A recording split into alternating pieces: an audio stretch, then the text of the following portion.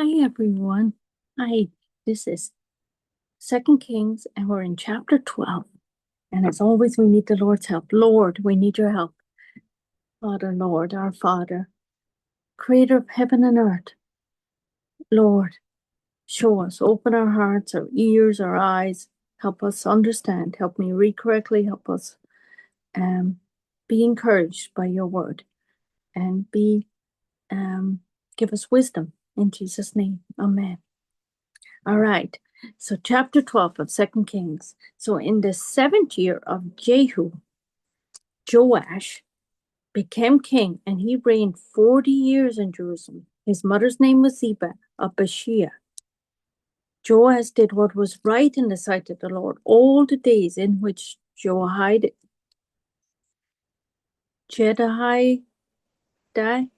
the priest, instructed him. So as long as he was there, being his mentor, he was the one that watched over him. And they made him king. He was only 7 years old when he became king. And Jedediah, he was one of the main people that helped make it happen, because otherwise they would have been all killed, and then they were saved, and they kept him alive for 7 years so that he could become king. I just wanted to see the pronunciation so that I don't be so totally wrong in this guy's name, because I don't want to be, wrong. I mean, I don't want to show you the wrong thing, This Jehoash is how the king's name is spelled, and then his name is Jehoiada. There it is. Jehoiada. And priests instructed him, but the high places were not taken away. The people still sacrifice and burn incense on the high places. And Joash, the king, right? Joash said to the priest, all the money of the dedicated things that are brought into the house of the Lord, each man's census money, each man's assessment money, and all the money that a man's purposed in his heart to bring into the house of the Lord, let the priest take it themselves, each from his constituency, and let them repair the damages of the temple wherever any dilapidation is found. So he's doing the repair. Now it was so by the 23rd year of King Joash that the priests had not repaired the damages of the temple. So King Joash called Jehoiada, the priest, and the other priests said to them, why have you not repaired the damages of the temple? Now therefore do not take more money from your constituency, but deliver it for repairing the damages of the temple. And the priests agreed, and they would neither receive more money from the people nor repair the damages of the temple. Then Jehoiada, the priest, took a chest, bore a hole in its lid, and set it beside the altar on the right side as one comes into the house of the Lord. And the priest who kept the door put there all the money brought into the house of the Lord. So it was, whenever they saw that there was too much money in the chest, that the king's scribe and the high priest came up, put in bags, and counted the money that was found in the house of the Lord. And they gave the money which had been apportioned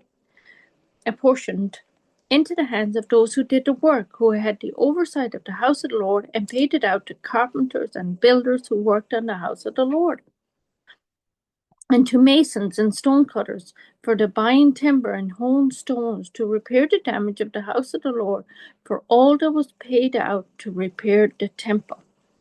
However, there was not made for the house of the Lord basins of silver, trimmers, sprinkling bowls, trumpets, any article of gold or article of silver from the money brought into the house of the Lord. But they gave that to the workmen, and they repaired the house of the Lord with it. Moreover, they did not require any account from the men into whose hand they delivered the money to be paid to the workmen, for they dealt faithfully. The money from the trespass offering and the money from the sin offering was not brought into the house of the Lord. It belonged to the priests. Hazael, king of Syria, went up and fought against Gad and took it. Then Hazael set his face to go to Jerusalem. And Joash, king of Judah, took all the sacred things that his fathers Jehoshaphat and Jehoram and Ahaziah, king of Judah, had dedicated, and his own sacred thing, and all the gold found in the treasury of the house of the Lord, and in the king's house, and sent them to Hazael, king of Syria. Then he went away from Jerusalem. Now the rest of the acts of Joash, and all that he did, are they not written in the book of the Chronicles of the king of Judah? And his servants arose and formed a conspiracy and killed Joash in the house of the Milo, which goes down to Silla. For Joachar, the son of Shema, and Josedab, the son of Shomer, his servant, struck him. So he died, and they buried him with his fathers in the city of David. Then Amaziah, his son, reigned in his place. Wow. That was some details, wasn't it? Should I need the next chapter? Maybe. Let's give it a start, right? In the 23rd year of Joash, the son of Ahaziah, king of Judah, Jehoshaphat, the son of Jehu, became king over Israel in Samaria and reigned 17 years. And he did evil in the sight of the Lord and followed the sins of Jeroboam, the son of Negat, who had made Israel sin. He did not depart from them.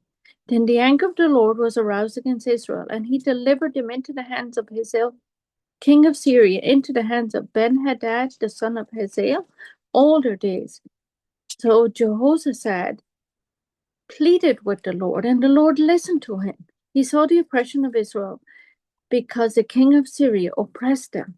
Then the Lord gave Israel a deliverer, so that they escaped from under the hands of the Syrian, and the children of Israel dwelt in their tents before.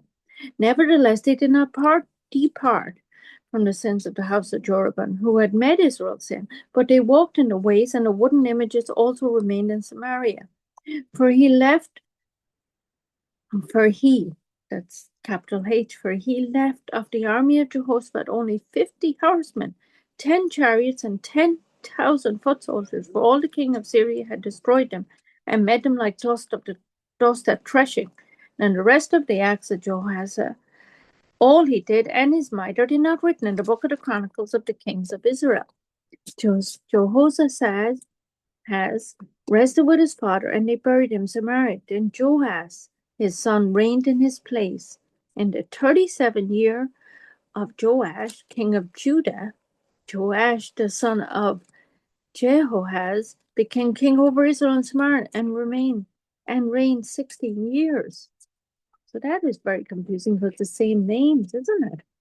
And he did evil in the sight of the Lord, and he did not depart from all the sins of Jeroboam, who had Israel sin, but walked in them. All right. So a lot happening, and we're back in 2 Kings 13, and we're going to be in verse 11. I mean, I think I did it before, but and he did evil in the sight of the Lord. He did not depart from all the sins of Jeroboam, the son of Negat, who made Israel sin, but walked in them. Now the rest of the acts of Joash, all he did, and his might in which he fought against Amaziah, the king of Judah, are they not written in the book of the Chronicles of the king of Israel?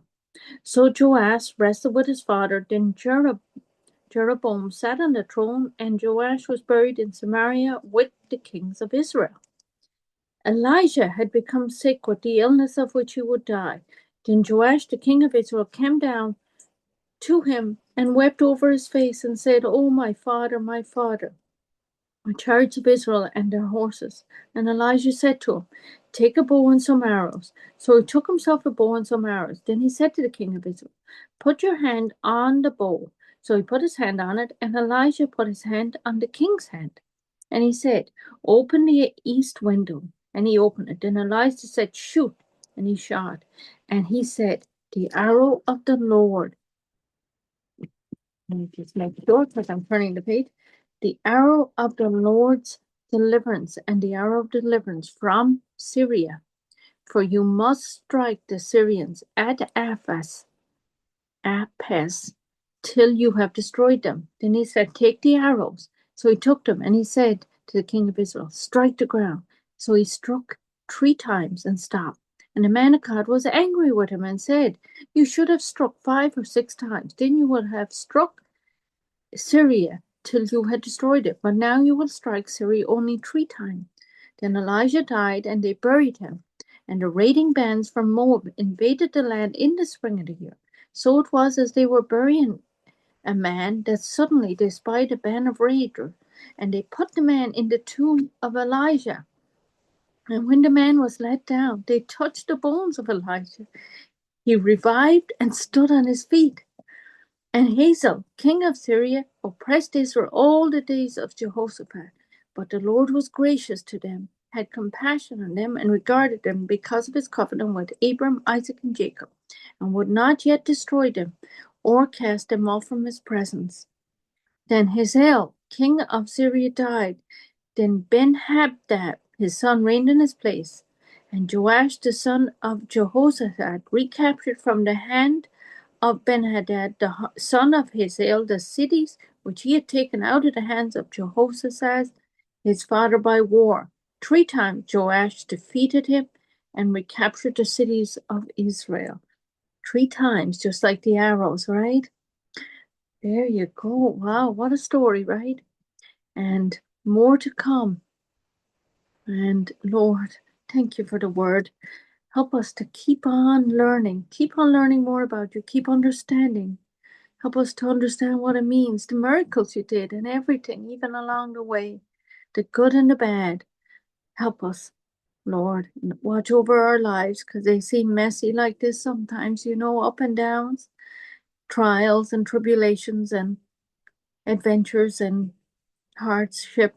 Lord, thank you for being with us through it all. And for the listener, the Lord bless him and keep him. Lord, make your face shine upon him, be gracious to. Lord, lift up your countenance upon him, give him peace. In Jesus' name, amen.